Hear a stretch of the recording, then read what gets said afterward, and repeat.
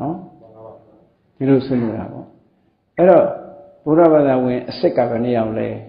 ဘုရားဘာသာဝင်အလတ်စားဘယ်နှယောက်လဲဘုရားဘာသာဝင်အညံ့စားဘယ်လောက်လဲမြတ်စွာဘုရားကလည်းဟောတာပါတယ်တုတ်တက်နေတယ်ဘုရားဘာသာဆိုရက်စကလုံးကမြန်မာပြည်မှာဝင်လာတာတော်တော်နောက်ကျမှဝင်လာမြတ်စွာဘုရားလက်ထက်ကဘုရားကိုကိုးကွယ်တဲ့ပုဂ္ဂိုလ်ဥပတက္ကာဥပတိက္ခာလို့ခေါ်တယ်အဲ့တော့ဗုဒ္ဓဘာသာဆိုတဲ့စကားလုံးကတော့ကြားဘူးတာတော့ဗမာပြည်ကိုရောက်လာတဲ့ဒီအမေရိကန်ကခရစ်ယာန်သာသနာပြုတဲ့စာတီထွင်တဲ့စကားလုံးလို့ဒီလိုကြားဘူးတယ်ဘာသာဆိုတဲ့စကားလုံးတီထွင်သွားတာပေါ့နော်တကယ်ကတော့ပါဠိမှာလည်းပဲဘာသာလို့ဆိုတာတခြားအဓိပ္ပာယ်ကြီးပြောတာများတယ်ပေါ့အခုလိုကိုးကွယ်မှုနဲ့ပတ်သက်တာကတော့ဒီဘာသာလို့မပြောဘူးပေါ့သို့တော်ခဏဟာဒီလူတွေရဲ့ခေါင်းထဲမှာမြဲသွားပြီလေဘာသာလဲညာဘာသာလဲဆိုမြဲသွားပြီမြဲသွားတော့ဒါကတည်တံ့သွားတဲ့စကားလုံးတစ်ခုဖြစ်တာပေါ့အဲ့တော့လူညီရင်ဤကျွဲဖတ်ဆိုလို့ဤလို့မဖတ်ဘူးကျွဲဖတ်ထားတော့ဒါကျွဲဖြစ်နေတာပဲဤနဲ့ကျွဲဖြစ်နေမှာပဲအဲ့ဒီပုံစံမျိုးဖြစ်နေအဲ့တော့မြတ်စွာဘုရားကတုံးထားတာတော့ဥပဒကမျိုးသမီးကိုဥပတိကဒီနာနိုင်ငံတွေကိုကြည့်လိုက်မယ်ဆိုထိုင်းနိုင်ငံကဘုရားဘာသာကိုဘယ်လိုခေါ်လို့ဆိုဗုဒ္ဓศาสนาလို့ခေါ်တယ်သူကဘာသာဝင်ကိုပြောတဲ့အခါဗုဒ္ဓศาสนาပြီးဟိုတွေကတော့သူတို့ဗုဒ္ဓဘာသာ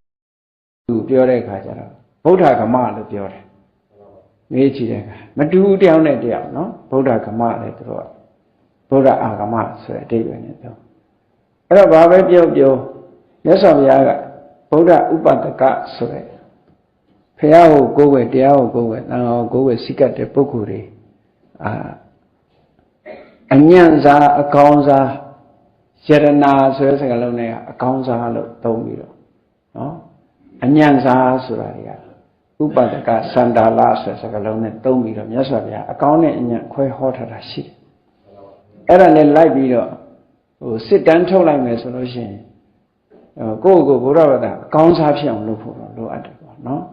အညံ့စားမဖြစ်စေနဲ့ပေါ့ဘုရားဘာသာအညံ့စားမဖြစ်စေအကောင်းအဲ့တော့အကောင်းစားဖြစ်ဖို့ဆိုတဲ့ဟာက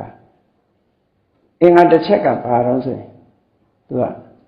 မင်္ဂလံပစ္စေတိနောကမ္မကံကိုမယုံမဲနဲ့မင်္ဂလာကိုယုံလို့ရှိရင်ဒါမင်္ဂလာ38ဖြာမင်္ဂလာနဲ့သွားမရောနဲ့နော်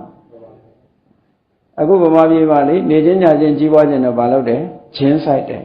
အကျံစီအောင်မြင်ခြင်းတော့ဘာဖြစ်လဲကြံပင်ဆိုင်တယ်ကြံ့ကြံမှာဆိုလို့ကြာပန်းဖျားမလှူရဘူးလို့နော်အဲ့ဒါမျိုးတွေဟာဒါတက်တက်အစွဲလန်းနေပင်မမှာဆိုလို့ပန်းသီးဖျားမတင်နဲ့သူပဲစားတာပဲအဲ့ဒါစားရင်တော့မပင်မဘူးလားဟာပင်မမှာပေါ့တော့